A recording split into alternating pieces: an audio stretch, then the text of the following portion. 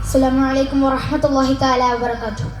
സർവാധരണീയരായ പണ്ഡിത ശ്രേഷ്ഠരെ, അഭിയോന്യരായ ഉസ്താദുമാരെ, ധാർമ്മിക മൂല്യബോധമുള്ള ശ്രേഷ്ഠ സമൂഹത്തെ വാർത്തെടുത്ത SSFന്റെ 32ാമത് സാഹിത്യോത്സവിന്റെ മനോഹരമായ ഈ വേദിയിലേക്ക് വന്നു ചേർന്നിട്ടുള്ള വിദ്യാർത്ഥി സുഹൃത്തുക്കളെ, വർത്തമാന കാലഘട്ടത്തിൽ ലോകം ചർച്ച ചെയ്യേണ്ടതും പരിഹരിക്കേണ്ടതുമായ ഒരു പ്രധാന വിഷയമാണ് മനുഷ്യാവകാശങ്ങൾ. ഈ വാക്ക് ഇന്ന് ലോകമെമ്പാടും മുഴങ്ങിക്കേൾക്കുന്ന ഒന്നാണ്. എന്താണ് ഈ മനുഷ്യാവകാശങ്ങൾ? എന്തുകൊണ്ടാണ് ഇതിന് ഇത്രയധികം പ്രാധാന്യം? ഓരോ മനുഷ്യനും ജനിക്കുമ്പോൾ ചില അടിസ്ഥാനപരമായ അവകാശങ്ങളുണ്ട്. ഈ അവകാശങ്ങൾ ആരും കവർന്നെടുക്കാനോ നിഷേധിക്കാനോ പാടില്ല.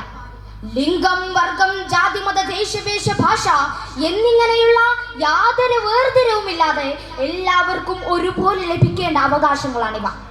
ജീവിക്കാനുള്ള അവകാശം, തുല്യതയ്ക്കുള്ള അവകാശം, അഭിപ്രായ സ്വാതന്ത്ര്യം, മതവിശ്വാസത്തിനുള്ള സ്വാതന്ത്ര്യം, വിദ്യാഭ്യാസം നേടാനുള്ള അവകാശം, തൊഴിൽ ചെയ്യാനുള്ള അവകാശം, ന്യായമായ വിചാരണക്കുള്ള അവകാശം തുടങ്ങി നിരവധി അവകാശങ്ങൾ ഇതിൽ ഉൾപ്പെടുന്നു.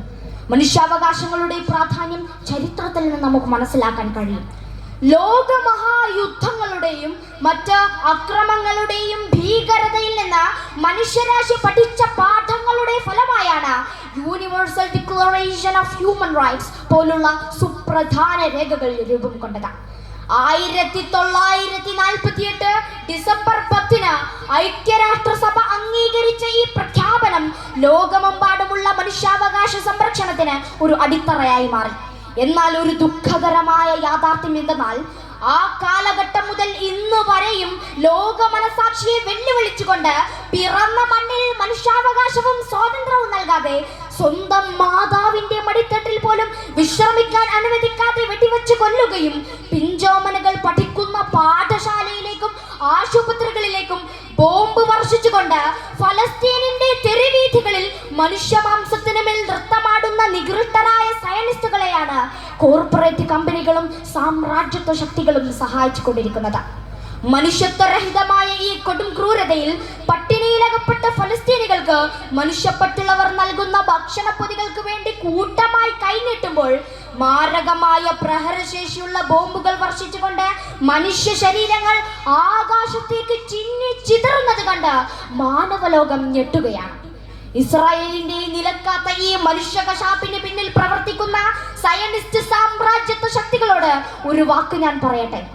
ലോകത്ത് രക്തച്ചൊരിച്ചിലുകളില്ലാത്ത പൊൻപുലരിക്കായി മാനവലോകം കാത്തിരിപ്പാണ്. ലോകത്തിന്റെ മറ്റു പല ഭാഗങ്ങളിലും മനുഷ്യാവകാശങ്ങൾ ലംഘിക്കപ്പെടുന്നു.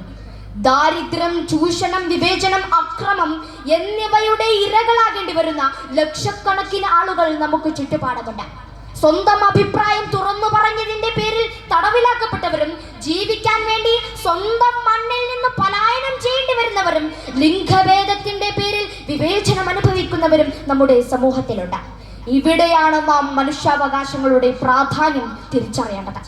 മനുഷ്യാവകാശങ്ങൾ ലംഘിക്കപ്പെടുന്ന ചെറിയ സ്ഥലങ്ങളാണ് ഭൂപടത്തിൽ നാം നോക്കേണ്ടത്. കാരണം ഒരു വ്യക്തിയുടെ അവകാശങ്ങൾ എവിടെയെങ്കിലും ലംഘിക്കപ്പെടുന്നുണ്ടെങ്കിൽ അത് ലോകമെമ്പാടുമുള്ള സ്വാതന്ത്ര്യത്തിന്റെ അടിത്തറ അവിടെ തുരങ്കം വെക്കപ്പെടുകയാണ് എന്ന അമേരിക്കൻ നയതന്ത്രജ്ഞയും സാമൂഹിക പ്രവർത്തകയുമായിരുന്ന എലിനർ റൂസ്വെൽറ്റിന്റെ വാക്കുകൾ ഇതോട് ചേർത്ത് വായിക്കേണ്ടതാണ്.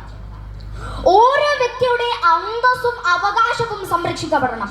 അതിനുവേണ്ടി ശബ്ദമുയർത്തേണ്ടത് ഓരോരുത്തരുടെയും കടമയാണ്. നിയമപാലകരും ഭരണകൂടങ്ങളും മാത്രമല്ല, സാധാരണക്കാരും ഈ വിഷയത്തിൽ ബോധവാന്മാരായിരിക്കണം. മനുഷ്യാവകാശ ലംഘനങ്ങൾക്കെതിരെ പ്രതികരിക്കാനും ഇരകൾക്ക് താങ്ങും തണലുമായി നിൽക്കാനും നമുക്ക് സാധിക്കണം. മാനവികവും ധാർമ്മികവുമായ വിദ്യാഭ്യാസത്തിലൂടെയും അവബോധത്തിലൂടെയും മാത്രമേ നമുക്കൊരു മനുഷ്യാവകാശ സംസ്കാരം വളർത്തിയെടുക്കാൻ കഴിയൂ. ഓരോ കുട്ടിയും തന്റെയും മറ്റുള്ളവരുടെയും അവകാശങ്ങളെ കുറിച്ച് ബോധവാന്മാരായിരിക്കണം. പരസ്പരം അംഗീകരിക്കാനും ബഹുമാനിക്കാനും നമ്മൾ പഠിക്കണം. 1400 വർഷങ്ങൾക്ക് മുൻപ് തന്നെ ഇസ്ലാം സമഗ്രമായ ഒരു മനുഷ്യാവകാശ പ്രഖ്യാപനം നടത്തിയിട്ടുണ്ട്. ജീവിക്കാനുള്ള അവകാശം, തുല്യത, നീതി, സ്വകാര്യതയുടെ അവകാശം, സ്വത്ത് സമ്പാദിക്കാനും സംരക്ഷിക്കാനുമുള്ള അവകാശം, സ്ത്രീകളുടെ പ്രത്യേക അവകാശങ്ങൾ എന്നിവയെല്ലാം ഇസ്ലാം സവിസ്തരം പ്രതിപാദിച്ചിരിക്കുന്നു. ഓരോ മനുഷ്യരെയും തുല്യമായി കാണാൻ ഇസ്ലാം പഠിപ്പിക്കുന്നു. ഈ അവസരത്തിൽ മഹാകവി കുമാരനാശാൻ എഴുതിയ 2 വരികൾ ഞാൻ പറയാം. അന്യജീവനുതകി സ്വജീവിതം മനസ്സിലാക്കും അമലേ വിവേകി. ഇങ്ങനെയുള്ള പരക്ലേശ ബോധത്തെയാണ് മാനവികത എന്ന് പറയുന്നത്. ഇത്രയും പറഞ്ഞുകൊണ്ട് ഞാൻ നിർത്തുന്നു. ലോക സമസ്ത സുഖിനോ ഭവന്തു. തുടരുന്നു അവസാന ലെറ്റർ എൽ.